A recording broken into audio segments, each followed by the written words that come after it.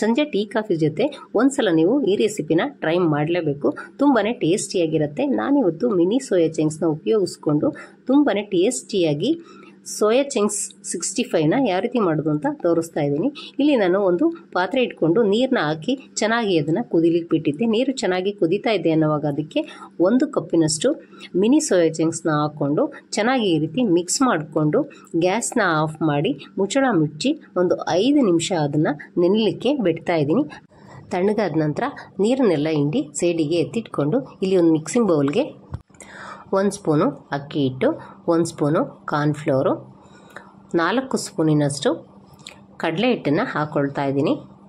ಕಡಲೆ ಹಿಟ್ಟನ್ನು ಹಾಕಿದ ನಂತರ 1/4 ಸ್ಪೂನಿನಷ್ಟು ಅರಿಶಿನ ಪುಡಿ, 1 ಸ್ಪೂನು ಅಚ್ಚ ಖಾರದ ಪುಡಿ, ಅರ್ಧ ಸ್ಪೂನು ಗರಂ ಮಸಾಲ, 1/4 ಸ್ಪೂನು ಜೀರಿಗೆ ಪುಡಿ,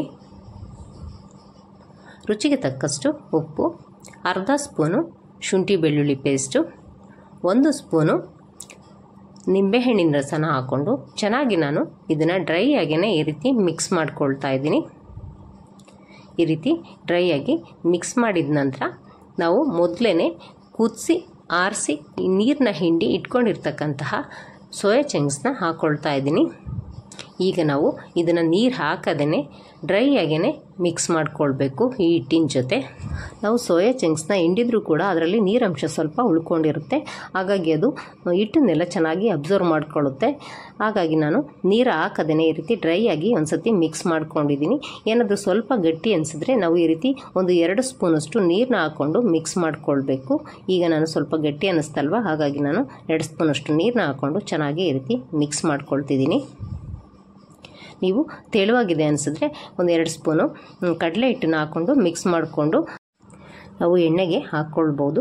ಈಗ ನೋಡಿ ಕನ್ಸಿಸ್ಟೆನ್ಸಿ ಕರೆಕ್ಟಾಗಿದೆ. ನಾನು ಈ ರೀತಿ ಕಲಿಸ್ಕೊಂಡು ಇಟ್ಕೊಂಡಿದ್ದೀನಿ. ಇದುವರೆಗೂ ವಿಡಿಯೋ ನೋಡಿದರೆ ರೆಸಿಪಿ ಇಷ್ಟ ಆದರೆ ಒಂದು ಲೈಕ್ ಕೊಡೋದನ್ನು ಮರಿಬೇಡಿ. ಹಾಗೆ ಸಬ್ಸ್ಕ್ರೈಬ್ ಕೂಡ ಮಾಡ್ಕೊಳ್ಳಿ. ಇದೇ ರೀತಿ ನಮ್ಮ ಚಾನಲ್ನ ಸಪೋರ್ಟ್ ಮಾಡ್ತಾಯಿರಿ. ಈಗ ನೋಡಿ ಎಣ್ಣೆನ ಇಲ್ಲಿ ಬಿಸಿ ಮಾಡಲಿಕ್ಕೆ ಇಟ್ಟಿದ್ದೆ.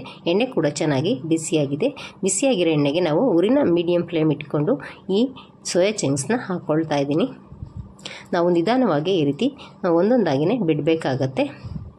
ಈಗ ನಾವು ಸೋಯಾ ಚಂಕ್ಸ್ನ ಹಾಕಿದ ನಂತರ ಮೀಡಿಯಮ್ ಫ್ಲೇಮಲ್ಲಿ ಒಂದು 2 ರಿಂದ 3 ನಿಮಿಷಗಳ ಕಾಲ ಅದನ್ನು ಬೇಯಿಸ್ಕೊಳ್ಬೇಕು.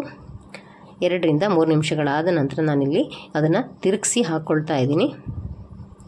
ಈ ರೀತಿ 2 ಸೈಡನ್ನು ನಾವು ತಿರುಗಿಸಿ ಹಾಕ್ಕೊಂಡು ಚೆನ್ನಾಗಿ ಬೇಯಿಸ್ಕೊಳ್ಬೇಕು. ಈಗ 2 ಸೈಡು ಬೆಂದ ನಂತರ ನಾನು ಅದನ್ನು ತೆಗೆದು ಒಂದು ಪಾತ್ರೆಗೆ ಹಾಕ್ಕೊಳ್ತಾ ಇದ್ದೀನಿ. ನಾವು ಈ ರೀತಿ ಎಣ್ಣೆಯಿಂದ ತೆಗೆಯುವಾಗ ಅದು ಒಂದು ರೀತಿ ಚಣ ಚಣ ಅಂತ ಶಬ್ದ ಬರಬೇಕು. ನಾನಿಲ್ಲಿ ವಿಡಿಯೋದಲ್ಲಿ ತೋರಿಸಿದ್ದೀನಿ ನೋಡಿ, ಶಬ್ದ ಕೂಡ ಕೇಳ್ತಾ ಇದೆ. ಆ ರೀತಿ ಬೆಂದ ನಂತರ ನಾವು ತೆಗೆದು ಹಾಕೋಬೇಕಾಗತ್ತೆ. ಈಗ ಉಳಿದಿರ್ತಕ್ಕಂಥ ಸೋಯಾ ಚಂಕ್ಸ್ನ ಕೂಡ ಎಣ್ಣೆಯಲ್ಲಿ ಹಾಕ್ಕೊಂಡು ಫ್ರೈ ಮಾಡ್ಕೊಂಡಿದ್ದೀನಿ. ಹಾಗೆ ಒಂದು 2 ಹಸಿಮೆಣಸಿನ್ಕಾಯಿ ಮತ್ತು ಕರಿಬೇವಿನ ಸೊಪ್ಪನ್ನು ಕೂಡ ಹಾಕ್ಕೊಂಡು ಫ್ರೈ ಮಾಡ್ಕೊಳ್ತಾ ಇದ್ದೀನಿ. ನೋಡಿ ಎಷ್ಟು ಸಖತ್ತಾಗಿ ಈ ಸೋಯಾ ಚಂಕ್ಸ್ 65 ಬಂದಿದೆ ಅಂತ. ಇದೇ ರೀತಿ ನೀವು ಕೂಡ ನಿಮ್ಮ ಮನೆಯಲ್ಲಿ ಮಾಡಿಕೊಂಡು ಯಾವ ರೀತಿ ಬಂತು ಅಂತ ನನಗೆ ಕಮೆಂಟಲ್ಲಿ ತಿಳಿಸಿ. ಇದೇ ರೀತಿ ಈಸಿ ಮತ್ತು ಹೆಲ್ತಿ ರೆಸಿಪಿಗಾಗಿ ನೀವು ನಮ್ಮ ಚಾನಲ್ನ ಇದೇ ರೀತಿ ವಾಚ್ ಮಾಡ್ತಾಯಿರಿ. ಫೇಸ್ಬುಕ್ಕಲ್ಲಿ ನೋಡೋರಾದರೆ ನೀವು ನಮ್ಮ ಪೇಜ್ನ ಫಾಲೋ ಮಾಡಿ. ಅಲ್ಲಿವರೆಗೂ thank you for watching. Bye friends.